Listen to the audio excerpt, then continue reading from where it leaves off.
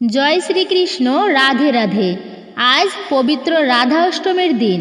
ভুলেও কিন্তু আপনারা খাবেন না এই খাবারগুলি, কারণ এবার 2 দিন ধরে এই রাধা অষ্টমী তিথি রয়েছে। তাই অনেকের মনে প্রশ্ন রয়েছে যে কবে আমরা এই রাধা অষ্টমী ব্রত পালন করব।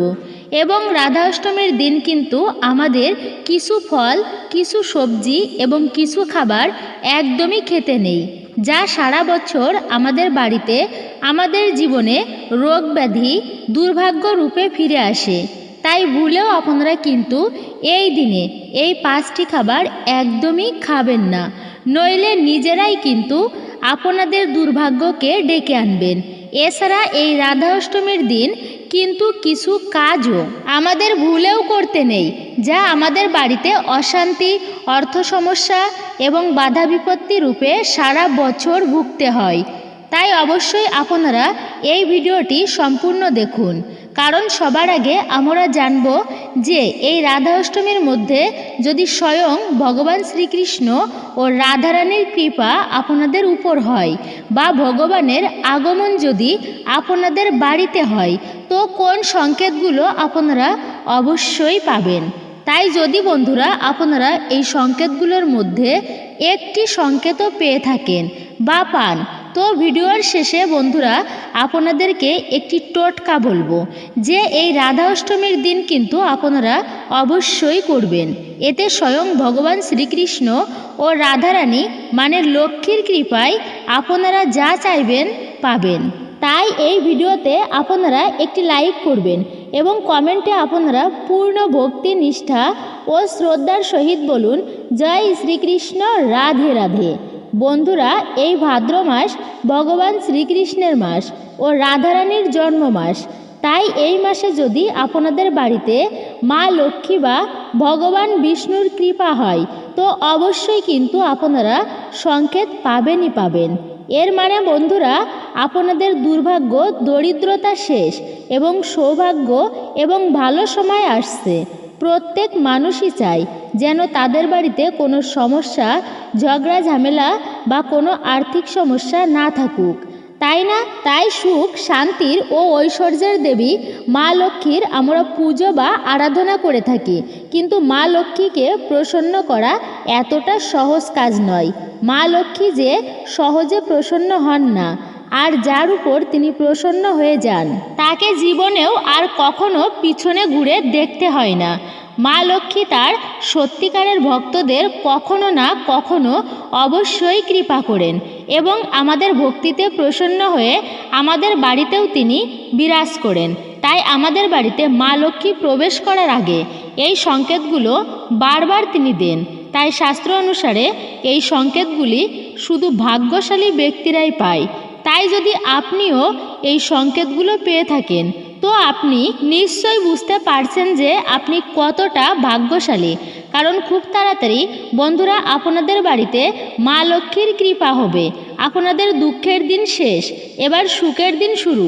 খুব তাড়াতাড়ি আপনাদের জীবনে সৌভাগ্যের আগমন হবে, কারণ মা লক্ষ্মীর কৃপায় দিন দুঃখীও রাজায় পরিণত হয়ে যায়। তাই যদি বন্ধুরা আপনারা এই সংকেতগুলো জানতে চান, তো অবশ্যই পুরো ভিডিওটি দেখুন। নাম্বার 1, টিকটিকি। বন্ধুরা, যদি আপনাদের বাড়িতে 3টি টিকটিকিকে একই জায়গায় দেখতে পান, তো এটি বাড়িতে মা লক্ষ্মীর আগমনের সাক্ষাৎ সংকেত দিচ্ছে। যদি একটি টিকটিকিকে আপনারা অন্য একটি টিকটিকির পিছু নিতে দেখেন, তো এটা বাড়ির উন্নতির সাক্ষাৎ সংকেত বোঝায়। তুলসী মঞ্চে যদি আপনারা টিকটিকি দেখতে পান, তো এটাও খুব ভালো সংকেত মানা হয়। তাই যদি কোনো বিশেষ দিনে আপনারা এমনভাবে টিকটিকি দেখতে পান, তো তার উপর অবশ্যই আপনারা চাল ও সিঁদুর দিবেন। এতে বন্ধুরা দুর্ভাগ্য কেটে সৌভাগ্যের আগমন হয়। নাম্বার 2, কালো পিঁপড়া। জ্যোতিষশাস্ত্র অনুসারে কালো রঙের পিঁপড়ে মা লক্ষ্মীর সংকেত বোঝায়। তাই বাড়িতে যদি হঠাৎ করে কালো রঙের পিঁপড়েরা গোল করে ঘুরতে থাকে, তো এটা বাড়িতে মা লক্ষ্মীর আগমনের সংকেত দেয়। তাই কালো রঙের পিঁপড়া দেখতে পেলে তাকে আটা বা চিনি খেতে দিতে একদমই ভুলবেন না। এতে বন্ধুরা কিছুদিনের মধ্যে আপনাদের দুর্ভাগ্যের নাশ হয়ে যাবে। নাম্বার 3, আমরা সকলেই জানি যে স্বপ্নে আমরা বিভিন্ন রকমের সংকেত পাই। তাই যদি আমাদের ভাগ্য ধনপ্রাপ্তি থাকে তো মা লক্ষ্মী সংকেত আমাদের স্বপ্নের মাধ্যমে দেয়। তাই যদি স্বপ্নে আপনারা বারবার ঝাঁটা, পেঁচা, সাপ, বেজি বা পয়সা ইত্যাদি দেখতে পান, অবশ্যই বন্ধুরা নিকটবর্তী ভবিষ্যতে ধনপ্রাপ্তির যোগ রয়েছে। নাম্বার 4, শঙ্খের আওয়াজ। হ্যাঁ বন্ধুরা, শঙ্খের আওয়াজ। যদি আপনারা বারবার শঙ্খের আওয়াজ শুনতে পান বা আপনার যদি মনে হয় যে আশেপাশে বারবার শঙ্খের ধ্বনি বা শঙ্খ বাজছে, তো নিশ্চয় বন্ধুরা আপনাদের উপর মা লক্ষ্মীর কৃপা হয়েছে। খুব তাড়াতাড়ি আপনাদের জীবন থেকে দুর্ভাগ্য কেটে সৌভাগ্যের আগমন হবে। তাই এই মাসে যদি আপনারা এই সংকেত পেয়ে থাকেন তো আপনারা খুবই ভাগ্যশালী। নাম্বার 5, শাস্ত্রে কিছু পাখিকে বাড়ির আশেপাশে আসা বা বাড়িতে থাকা খুবই শুভ বলে মানা হয়েছে। তাই যদি আপনাদের বাড়িতে এই মাসে কিছু পাখি এসে বাসা বাঁধে, এটি খুবই ভালো সংকেত। বিশেষ করে পায়রা, পেঁচা এই সমস্ত পাখি যদি আপনাদের বাড়িতে বাসা বাঁধে তো ভুলেও কিন্তু তাদের এই সময় তাড়াবেন না, এবং অবশ্যই যদি আপনারা পারেন তাদেরকে কিছু না কিছু খেতে দেন। এতে মা লক্ষ্মী ভগবান শ্রীকৃষ্ণের কৃপা সদাই আপনাদের উপর থাকবে। সর্বদাই আপনারা জীবনে সফলতা প্রাপ্তি করতে পারবেন এবং বাধাবিঘ্নকে কাটিয়ে তুলবেন। বন্ধুরা, শাস্ত্রে বলছে যে জন্মাষ্টমী ব্রত পালন করলে আমাদের রাধা অষ্টমী ব্রতও কিন্তু পালন করতে হয়। কারণ এই রাধা অষ্টমী ব্রত পালন করলে বন্ধুরা 1,00,000 একাদশী ব্রতের ফল পাওয়া যায়। তাই রাধা অষ্টমীর দিন ভুলেও কিন্তু আপনারা এই খাবারগুলো খাবেন না। এবং এই দিনে কোন কাজ আপনারা করতে পারবেন এবং কোন কাজগুলি এই দিনে ভুলেও করতে নেই, এবং কোন ভক্তি এই দিনে শ্রীমতী রাধারানীকে না দিলে তিনি প্রসন্ন হন না। এছাড়াও রাধারানীর প্রিয় ফুল এবং ফল, এবং এই দিনে বন্ধুরা কোন খাবারটি যদি আমরা গ্রহণ করতে পারি তো সারা বছর আমাদের পরম সৌভাগ্যে ভরে ওঠে। এমন অনেক কিছুই আমরা আজকের এই ভিডিওতে জানব। আসুন তাহলে জেনে নিই। জন্মাষ্টমীর ঠিক 15 দিন পরে পালিত হয় এই রাধা অষ্টমী ব্রত। কারণ এই দিনেই শ্রীমতী রাধারানী এই মর্তলোকে অবতীর্ণ হয়েছিলেন। তাই এই বছর অর্থাৎ 2024 সালে এই অষ্টমী তিথি শুরু 10ই সেপ্টেম্বর মানে 24শে ভাদ্র মঙ্গলবার দিন রাত 11টা 11 মিনিট থেকে। পরের দিন 11ই সেপ্টেম্বর 25শে ভাদ্র বুধবার দিন রাত 11টা 46 মিনিট পর্যন্ত। ফলে উদয়া তিথি অনুসারে আগামী বুধবার মানে 11ই সেপ্টেম্বর অর্থাৎ আজ পালিত হচ্ছে 2024 সালে রাধা অষ্টমী। এবং শাস্ত্র অনুসারে যেহেতু বন্ধুরা শ্রীমতী রাধারানী দুপুরেই এই মর্তলোকে অবতীর্ণ হয়েছিলেন, তাই এই দিনে বাড়িতে শ্রীমতী রাধারানীর পুজোর সব থেকে শুভ সময় হচ্ছে বুধবার অর্থাৎ 11ই সেপ্টেম্বর আজকের দিনে দুপুর 11টা 3 মিনিট থেকে দুপুর 1টা 32 মিনিট পর্যন্ত। তাই এই দিনে আপনারা কি খাবেন না এবং কোন কার্যগুলো আপনারা এই দিনে ভুলেও করবেন না, চলুন বন্ধুরা আমরা জেনে নিই। নাম্বার 1, বন্ধুরা ব্রতের আগের দিন কিন্তু আপনারা কোনো রকমের আমিষ, পেঁয়াজ, রসুন এবং নেশা ভাং কিন্তু ভুলেও করবেন না। কারণ বন্ধুরা ব্রতের আগের দিন অবশ্যই আমাদের কিন্তু নিরামিষ আহার গ্রহণ করতে হয়। তাই পারলে অবশ্যই এই দিন রাতে আপনারা ভগবানকে ভোগ নিবেদন করে বাড়ির সবাই সেই ভোগ বা প্রসাদ গ্রহণ করুন এবং রাতে ঘুমানোর আগে রাধারানী এবং ভগবান শ্রীকৃষ্ণকে আপনাদের বাড়িতে আমন্ত্রণ জানিয়ে তারপর ঘুমিয়ে পড়ুন। নাম্বার 2, এর পরের দিন আপনারা সকাল সকাল মানে ব্রহ্ম মুহূর্তে ঘুম থেকে উঠবেন। তারপর আপনারা মা গঙ্গাকে প্রণাম করে সকালে স্নান সেরে স্নান সেরে আপনারা শুদ্ধ বস্ত্র পরিধান করে অর্থাৎ পরিষ্কার কাপড় চোপড় পরিধান করে ভগবানের আরতি করে নেবেন। আজ আপনারা ভক্তি মনে ভগবানের কাছে প্রার্থনা করবেন।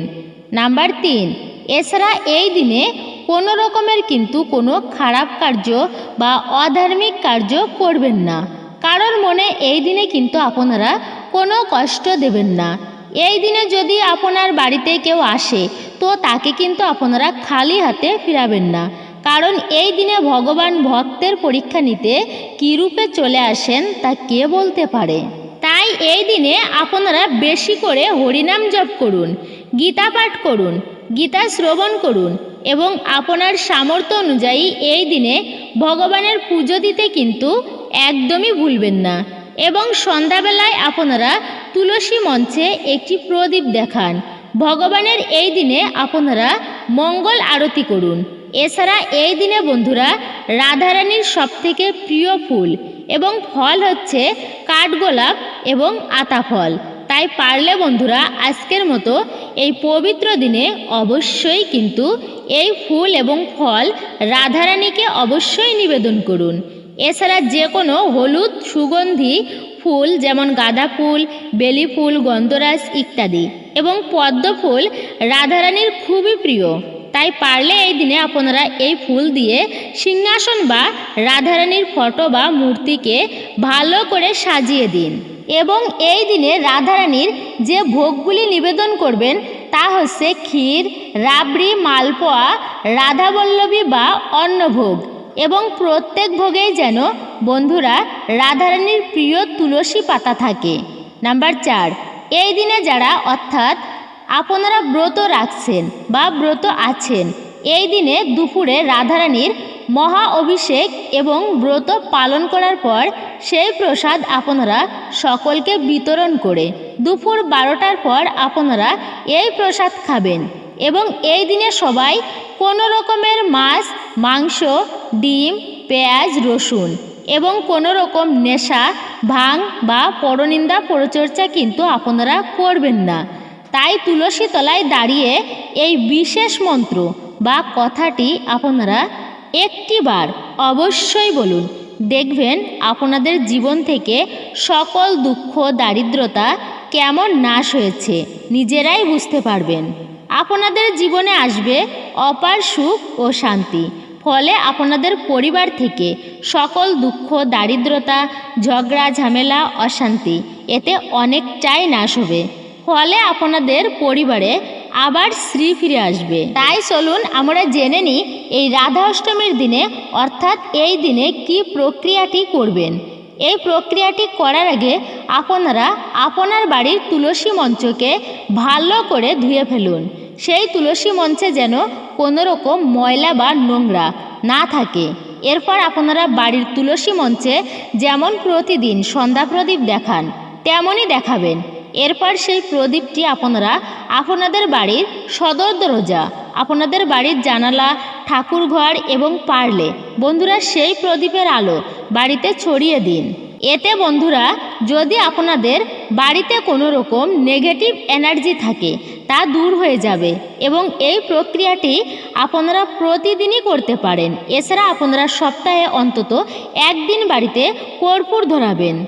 এর গন্ধে নেগেটিভ এনার্জি অর্থাৎ অশুভ শক্তি একদমই সহ্য করতে পারবে না। এছাড়া আপনারা আপনাদের বাড়িতে ধূপের ধুনো অবশ্যই দেবেন। এবং ঠাকুর ঘরে বসে আপনারা মা লক্ষ্মীর আরাধনা করে অবশ্যই লক্ষ্মী পাঁচালী পারলে এই দিনে পাঠ করুন। এতে মা লক্ষ্মী অত্যন্তই প্রসন্ন হন। এরপর আপনারা তুলসী মঞ্চে গিয়ে এই মন্ত্রটি 3 বার পাঠ করবেন। আর সেই মন্ত্রটি হলো নম তুলসী কল্যাণী, নম বিষ্ণুপ্রিয়ে শুভে, নম মোক্ষপ্রদে দেবী, নম সম্পদ প্রদায়িয়ে। বন্ধুরা এইভাবে আপনারা এই মন্ত্রটি 3 বার পাঠ করবেন। কারণ এই মন্ত্র পাঠ করাতে আমাদের ধন, ঐশ্বর্য এবং মোক্ষ প্রাপ্তি হয়। তাই যখন আপনারা এই ব্রতের দিনে অর্থাৎ আজকে রাধা অষ্টমী ব্রতের দিনে এই প্রক্রিয়াটি করবেন, এটি করার পর আপনারা ভগবানকে বলবেন যে হে প্রভু, আমি যে আজকে কার্যটি করলাম যার ফলে আমি পূর্ণ অর্জন করেছি, তার অর্ধেক পূর্ণ আমি আমার মৃত প্রিয়জনকে দান করলাম। তাদের আত্মাকে তুমি শান্তি প্রদান করো। এই বলে আপনার এই ব্রতের দিনের প্রক্রিয়াটি সম্পূর্ণ করুন। বন্ধুরা, এই ছিল আজকের ভিডিওটি কেমন লাগলো কমেন্ট সেকশনে আপনার মূল্যবান মতামত জানাতে একদমই ভুলবেন না। ভিডিওটি ভালো লাগলে একটি লাইক অবশ্যই করবেন। কমেন্ট সেকশনে ভক্তি ভালোবাসা শ্রদ্ধার সহিত লিখুন জয় শ্রীকৃষ্ণের জয়, জয় রাধারানীর জয়, জয় মা লক্ষ্মী দেবীর জয়। সকালে ভালো থাকুন, সুস্থ থাকুন, পরম করুণাময় ঈশ্বরের অশেষ কৃপায়। আবারও কথা হবে নতুন ভিডিওতে। জয় শ্রীকৃষ্ণ।